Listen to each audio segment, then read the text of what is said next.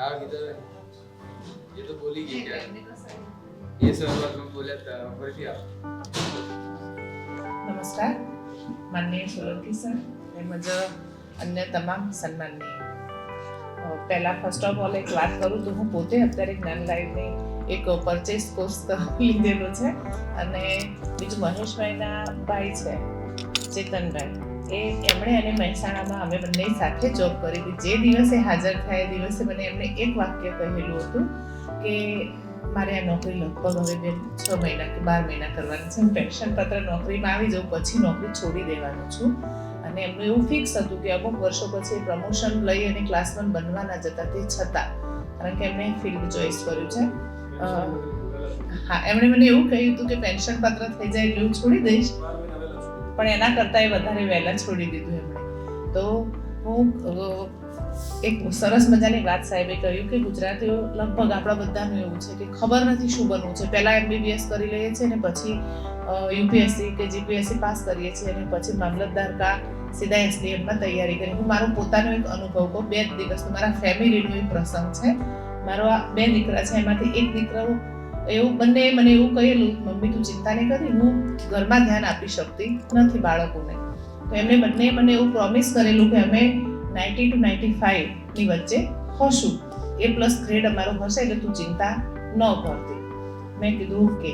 પછી મને સ્વાભાવિક એવું હોય, અને મારા ઇમરાનભાઈ એના સાક્ષી છે આ વાતના, તો એમણે મને સ્વાભાવિક મેં એવું વિચાર્યું કે બીજી એકને JEEમાં જવાની ઈચ્છા હતી અને બીજાને મેં કીધું તારે નીટ લેવાનું છે. તો એણે 9મા ધોરણમાં ન્યાયાલયની મુલાકાત લીધી હતી અને એ દિવસે એણે એવું નક્કી કર્યું હતું કે હું બનીશ તો જજ બનીશ કાં પછી CA કાં એવું બનીશ. એટલે મેં એને એવું કીધું તું 11-12 સાયન્સ કરીને પછી પણ આપણે એવું થઈ શકશે.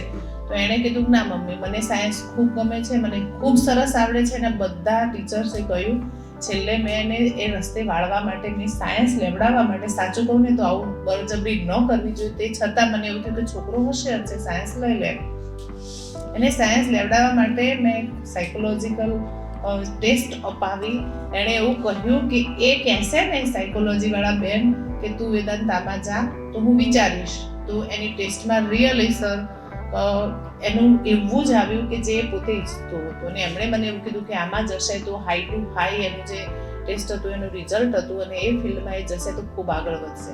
એટલે અર્લી બર્ડ જે અત્યારે IASનું આ કન્સેપ્ટ જે લઈને આવ્યા છે એ ખરેખર એ વસ્તુ છે કે બાળકને પર્સન્ટેજ વાઇઝ આપણે વિચારીએ છીએ, પરંતુ એને મનમાં શું બનવું છે એ પહેલેથી એને ડિસાઈડ કરી લેવું પડશે.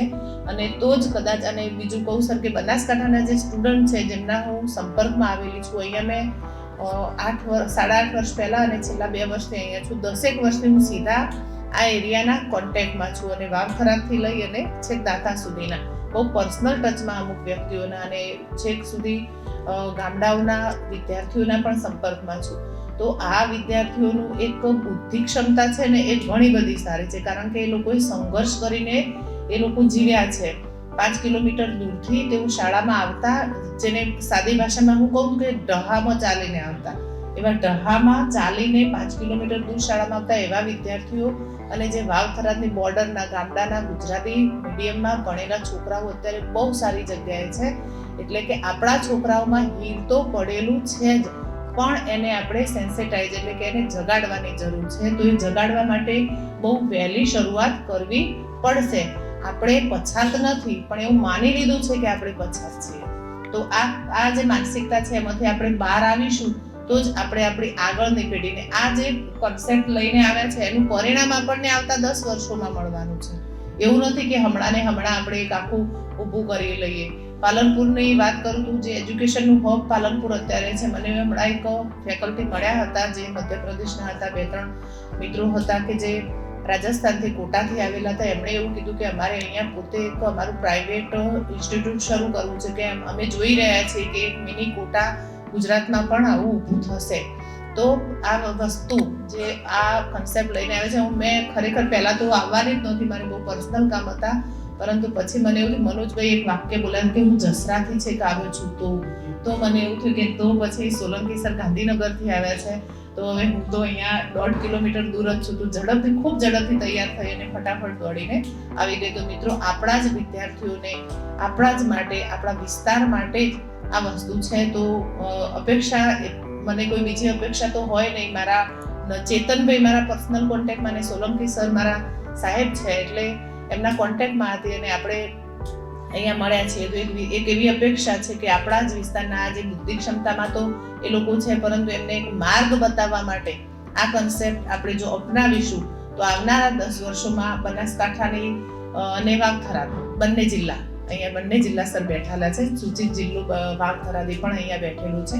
તો એ બંને જિલ્લાઓના વિદ્યાર્થીઓ આપણે બહુ જુદી રીતે જોઈશું. અને જે કહેવાય ને કે અમદાવાદથી ગાંધીનગર સારું ભણવું છે, સારી જગ્યાએ જવું છે, અમદાવાદ ગાંધીનગર જાવ, તો એવું થઈ શકશે કે ભાઈ એવું નથી. કોઈ પણ જગ્યાએથી આવા સારા વિઝન મેળવી લઈએ બાળપણમાં તો વિદ્યાર્થી આગળ જઈ શકે છે. તો સૌને મારી શુભકામનાઓ કે આવનારા 10 વર્ષો પછી આપણા જ જિલ્લામાંથી બહુ સારા અધિકારી અને બહુ સારા સરકારી જગ્યાએ, કારણ કે પ્રાઇવેટમાં પણ બિઝનેસ કરીને પણ ખૂબ સારી કમાણી કરી શકાય છે, એમાં કોઈ શંકા નથી.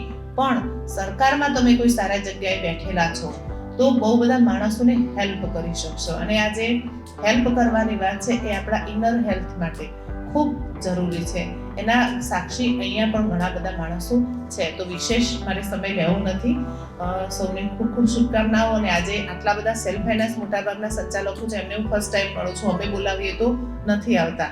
તો થેન્ક યુ, થેન્ક્સ ટુ જ્ઞાન એકેડમી. Thank you madam.